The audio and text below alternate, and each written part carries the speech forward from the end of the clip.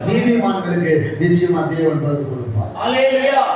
பதில் கொடுப்பார். அல்லேலூயா. உங்களை கைவிட மாட்டார். அல்லேலூயா. உங்களை விட்டு விலக மாட்டார். அல்லேலூயா. உங்களை அப்படியே விட்டுட்டு அப்படியே கண்டு காணாத போகிற தெய்வம் அல்ல. நீதிமான்களுக்கு கர்த்தருடைய கண்கள் எப்படி இருக்கான்? இருக்கிறது.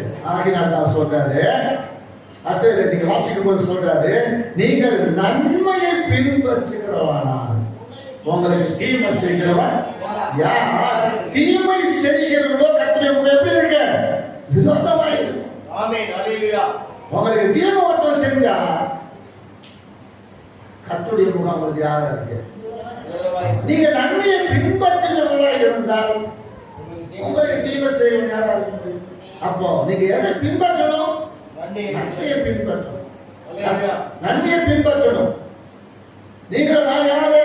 நீதிமான்கள் என்று சொல்லுகிறார். அவர் இடத்தால் கழுவப்பட்டு மீட்கப்பட்டு பரிசுத்தமாக்கப்பட்டு ரட்சிக்கப்பட்டு பரிசுத்தாவை பெற்றவர்கள் நீங்கள் நான். அப்படியே நான் யாரு?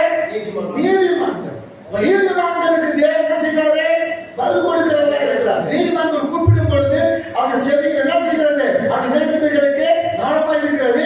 நீதிமான் கூப்பிடுகிற பொழுது நீதிமான் எதை கேட்டாலோ அவருடைய செவிகள் எப்பொழுதும் என்ன செய்கிறது? திறந்து இருக்கிறது.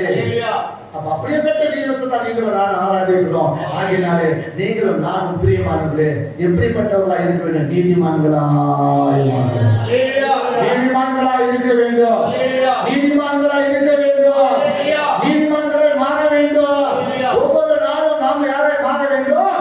நீதிமான்களாய் மாற வேண்டும். சில காரியங்களை சொல்லி நான் முடிக்கிறேன். கர்த்தர் தாமே உங்களை ஆசீர்வதிப்பார். ஏன்னா தீமையை விட்டு விலகு, நன்மை